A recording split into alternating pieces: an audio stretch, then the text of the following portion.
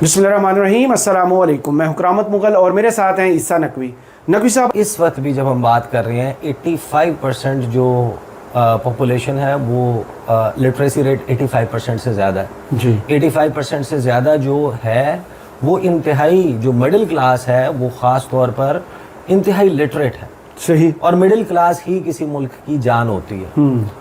Saudi अरब की आबादी 3 करोड़ 51 लाख है। 91% जो है वो शहरों में रहते हैं। टोटल 9% पॉपुलेशन यानी देहात आपका एग्जिस्ट ही नहीं करता। हालांकि सऊदी अरब का रकबा जो है वो ईरान से 4-5 लाख मुरब्बा किलोमीटर ज्यादा, 21 लाख मुरब्बा किलोमीटर, 16,48,000 तकरीबन ईरान का टोटल रकबा है। तो आप जब इनका कंपैरिजन करते हैं तो पूरी कुल मिला के गल्फ कोऑपरेशन काउंसिल की जो टोटल आबादी है जो लगभग 6 करोड़ के करीब बनती है, उससे 3 करोड़ से जायद उनकी आबादी है। और अगर आप उनको ये फ्री एक्सेस दे देते हैं मार्केट का तो सिर्फ 5 साल में, जो आप कैलकुलेशंस निकाल लें आपको पता चल जाएगा, 5 साल के अंदर अंदर जो सबसे कंजर्वेटिव एस्टिमेट है यानी सबसे बदतरीन एस्टिमेट आप लगाएं तो उनकी मिनिमम इनकम जो है, minimum revenue from there natural gas and oil reserves is gonna be $40 billion. But this is the most conservative, घटिया तरीन। उसके बाद जो उन पर सियाहत का इतना बड़ा दरवाजा खोलेगा, नहीं 200 जो मैक्सिमम पे तो आ जाए ना पहले। अच्छा। अगर सबसे कम एस्टिमेट $400 अरब है तो फुल $40 अरब है तो फुल पोटेंशियल है $200 अरब का। फिर अगर आपकी पाबंदियां ख़त्म हो गई, आपकी मखासमत ख़त्म हो गई, आपके यहाँ ट्रैवल फ्री हो रहा है, आप इस्तांबुल की टूरिस्ट अट्रैक्शंस निकाल लें। एक हाया सोफिया के लिए पूरी दुनिया के लोग जो हैं वो मरे जा रहे होते हैं, विजिट कर रहे होते हैं, मॉल ऑफ दुबई देखने के लिए जा रहे होते हैं। वहाँ पर जो सहरा में जंगल में मंगल क्रिएट किया गया है नकली पानी के, और वो जनाब नकली बर्फबारी, नखलिस्तान जो है वो बनाया गया है, फ्यूचर म्यूजियम जो है वो बनाया गया है, ये सब कुछ उसके लिए बुर्ज खलीफा है। लेकिन आपको पता है कि दुनिया का सबसे बड़ा जो शॉपिंग मॉल है वो ईरान में है, वो एरिजोना में नहीं है, वो ट्रैफर्ड सेंटर में। मेरे ख्याल में 90% लोगों को ये आइडिया, वो मॉल ऑफ दुबई नहीं है, वो ट्रैफर्ड सेंटर मैनचेस्टर का नहीं है, वो इनमें से कोई नहीं है। वो ईरान में, तेहरान में जो मॉल ऑफ ईरान है वो दुनिया का सबसे बड़ा शॉपिंग मॉल है। वाह।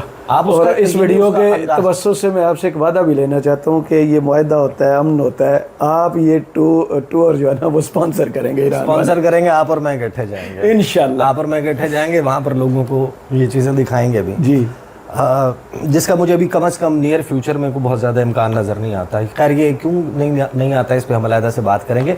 जो मॉल ऑफ ईरान है ना उसके रकबे का, आप ये टूर या अमन मुआहदा, उसके जो आपने दो बातों को मिक्स कर दिया, क्योंकि हमारा टूर अमन मुआहदे से मशरूत हो गया ना।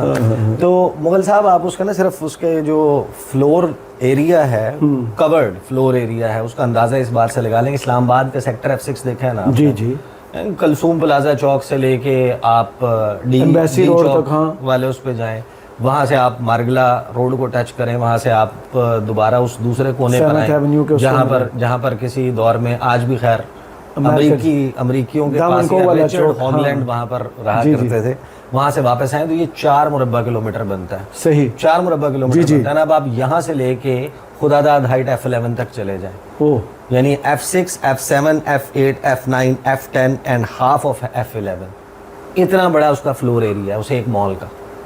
उसके बाद आप वहाँ पे कल्चरल साइट्स, दुनिया की सबसे बड़ी लाइब्रेरी से लेके उनके रिलीजियस टूरिज़म से लेके, और फिर जो काम दुबई इंटरनेशनल ट्रांजिट हब के तौर पर करता है, या कतर उसको compete करने के लिए दोहा पे बड़ा ज़बरदस्त एयरपोर्ट या फैसिलिटी बनाता है। लेकिन जब आपके पास अरबों डॉलर आना शुरू हो गया और आपके पास एक पढ़ी लिखी मिडिल क्लास मौजूद है और आप पे पाबंदियाँ नहीं हैं, आपके पास डॉक्टर्स, इंजीनियर्स, हर चीज़ बनाने वाले लोग मौजूद हैं जिसके लिए आपको बाहर से लोग इम्पोर्ट भी नहीं करने। जब हम 6 करोड़ आबादी की बात कर रहे हैं खलीजी ममालिक की, तो उसमें उनकी अपनी आबादी जो है वो कम है, और 2.5 करोड़ से भी कम है, 2 करोड़ से भी कम है। ٹوٹل آبادی تو زیادہ تر لوگ جو ہیں وہ باہر سے ہیں. جی صرف سعودی عرب ہے جس کی ایک سائزیبل پاپولیشن ہے, اراؤنڈ 58% جو ہے آف ٹوٹل پاپولیشن سعودین. ہاں 35 ملین کا آپ سمجھ لیں کہ 58% سعودی نیشنل ہے, باقی تو سارے باہر سے آئے ہوئے ہیں. لیکن متحدہ عرب امارات اور باقی ملکوں میں تو اس سے بہت ہی گیا گزرا حال ہے نا, ان کی اپنی آبادی تو بہت کم ہے. تو وہ ان لوگوں کو باہر سے بلا کر دوسرے لوگوں کو پیسہ دینے کے بجائے انہوں نے اپنے لوگوں کو امپلوائے کرنا ہے. ہاں سرکولیشن آف منی اپنی سوسائٹی میں. آپ کے پاس جب یہ ویلتھ آئے گی تو یہ جو آپ کے ٹریلینز آف ڈالرز کے ایسٹس بلڈ ہوں گے, پھر اس کی حفاظت کے لیے آپ ایک بہترین دفاعی نظام بھی بنائیں گے, آپ ایک پورٹنٹ آرمی بھی بنائیں گے, اور جس معاہدے کے نکات کی آپ بات کر رہے ہیں ان نکات میں ایران کا میزائل پروگرام تو شامل ہی نہیں ہے. بقول ایرانی میڈیا میزائل پروگرام شامل نہیں ہے. اور اس سارے مفروضے میں جب آپ اس کو اٹھا کے رکھتے ہیں نا کہ ایران کا جو ایکچوئل پوٹینشیل ہے, پھر آپ حزب اللہ, حماس, حوثیز, کتائب سید الشہداء, عراق کے گروپس, سیریا کے گروپس, ایران ان کو اے سیمیٹرک وارفیئر کے لیے استعمال کرتا ہے. پھر یہ والے جو چھوٹے چھوٹے خرچے والا کام ہے نا, اس کے بجائے آپ دوسرے اس پہ آ جائیں گے. جو عرب ممالک ہیں نا ان کے لیے بڑا مشکل ہو جائے گا کہ وہ کجا یہ کہ وہ آؤٹ کمپیٹ کریں ایران کو. وہ گرانے میں لگ جائیں گے. ایران کے ہم قدم ہونا بھی ان کے لیے مشکل ہو جائے گا. نہیں وہ گرانے میں لگ جائیں گے نا, سمپل سا طریقہ. اس وجہ سے یہ جو جس ہم معاہدے کی بات کر رہے ہیں, اس معاہدے کے خلاف کیا کیا ہو سکتا ہے. دیکھیں اس معاہدے میں جو سب سے امپورٹنٹ چیز ہے جو اس معاہدے کو ڈیوریبل بنا سکتی ہے وہ یہی ہے کہ ایران, دیکھیں Iran also should behave like a good neighbour to all its neighbouring countries. اگر وہ بدماشی پہ آیا چاہتا ہے کہ میں نے اوائڈ کرنا ہے کہ میرے خلاف یہ ممالک گینگ اپ نہ ہوں, یہ گینگ اپ ہوں گے اگر آپ نے واقعی اپنی ہاتھ سے ان کی گردن پکڑنی ہے. صحیح. اب دونوں میں آپس میں دشمنیاں اتنی, آپ صرف پچھلے 3 مہینے کی 3.5 مہینے کی متحدہ عرب امارات سے آنے والی اسٹیٹمنٹس اٹھا لیں. جی آپ انور گرکاش کی گفتگو سن لیں, آپ ان کے ڈفرینٹ آفیشلز کی کہ they are attacking us because we are everything that Dubai is everything that Iran is not. یہ تھا نا ان کا پوائنٹ آف ویو. ان کا پوائنٹ آف ویو یہ تھا کہ ہمیں اٹیک اس وجہ سے کیا جا رہا ہے. یہ نہیں بتا رہے کہ ہمیں اٹیک اس لیے کیا جا رہا ہے کہ الظفر ایئر بیس پہ کیا کچھ ہو رہا ہے. یہ نہیں بتا رہے کہ F-35 جب سواگ کرتا ہے 7700 ایمرجنسی کوڈ لگاتا ہے تو اس کے بعد واپس لینڈ کہاں کرتا ہے. جب وہ انفرا ریڈ ٹیکنالوجی سے ٹریس ہو کے ہٹ ہوتا ہے تو وہ لینڈنگ کہاں کرتا ہے. آپ یہ نہیں بتا رہے کہ IDF کے, اسرائیلی ڈیفنس فورسز کے ٹروپس جو ہیں وہ UAE میں موجود تھے. آپ یہ نہیں بتا رہے کہ ان کے لیزر گائیڈڈ ڈیفنس اکوپمنٹ جو ہے وہ آپ کے پاس موجود تھا. آپ یہ نہیں بتا رہے کہ آئرن ڈوم پہلی مرتبہ اس ٹیکنالوجی کو نکال کے اسرائیل سے متحدہ عرب امارات لایا گیا. آپ یہ نہیں بتا رہے کہ آپ بیہائنڈ دا ڈورز آپ ٹرمپ کو کہہ رہے تھے کہ گو فار دا کل, ہمیں مکمل جو ہے وہاں پہ رجیم چینج چاہیے. آپ یہ نہیں بتا رہے کہ ڈیوڈ برنیا نے 2 خفیہ دورے کیے تھے. آپ یہ نہیں بتا رہے کہ نیتن یاہو نے دورہ کیا تھا. وہ تو نیتن یاہو نے خود بتایا کہ میں نے دورہ کیا تھا.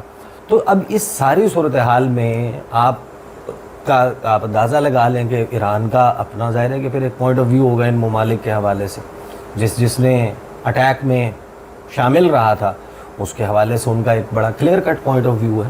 تو اس صورت میں یہ لڑائی جو ہے یہ بڑھے گی. لیکن ایک بات طے ہے کہ مغل صاحب یہ جو پجرا بنایا گیا تھا, جس وجہ سے میں I am not showing a lot of optimism about this deal because مجھے اس کا فیوچر نظر نہیں آتا. صحیح. اس کی وجہ بنیادی یہ ہے کہ یہ جو پجرا بنایا گیا تھا, یہ پنجرا ویل ڈیزائنڈ, یہ جو پنجرا ہے یہ پنجرا اس لیے تھوڑی بنایا گیا تھا کہ ایران کی نیوکلیئر پاور سے خطرہ تھا.